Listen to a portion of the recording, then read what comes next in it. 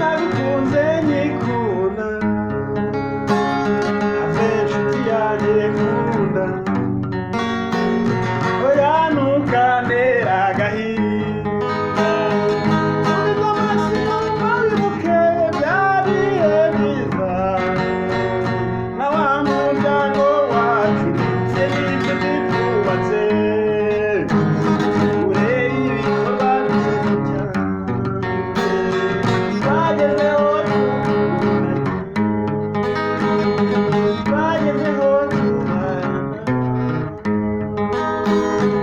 garukiraho ukunze mfite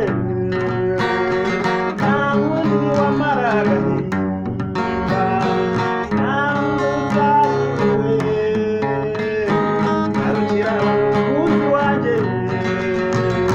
ibyo bireka kugutwara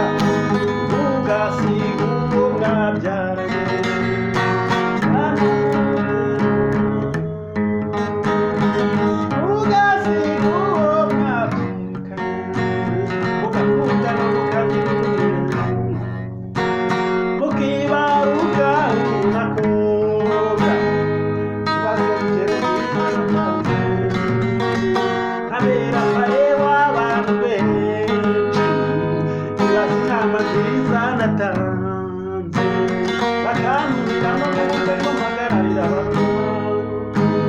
babere marebe ibaze nibumva ngo jye nawe twifata twikobise bakumvishe bate barabyumva bate ubizi ko jye nawe dukundana oya ntabyagatanya ufite ugukunda imana ibyo gusa ufite ugukunda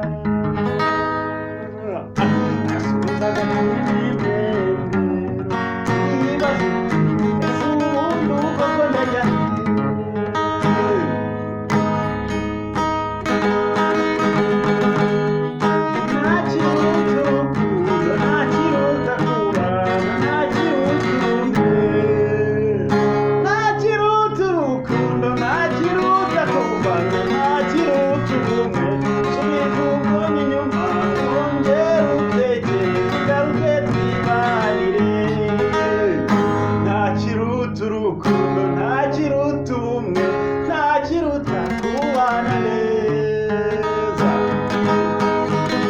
ntaruta ndabizi kandi uri n'igitego mu bandi ntaruta ndabizi kandi uri n'umwana mu bandi ubwo nahise guteka erega sinakwanga ngo nitwe umusore nta nubwo nakwanga nshuti ngo nta nubwo nawe wanyaga ngo wongere witwa umukobwa reka turebe ikidutanya nshuti ikimba amatwi tugitere ishoti ndetse tubane inzira iherezo tujyanaganire kure ntituzagaruke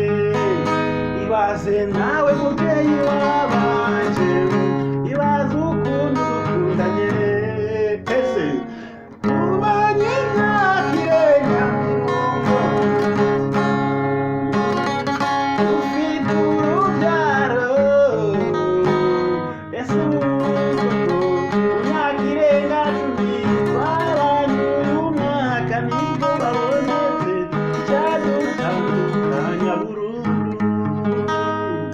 hebera mu ishusho y'umubyeyi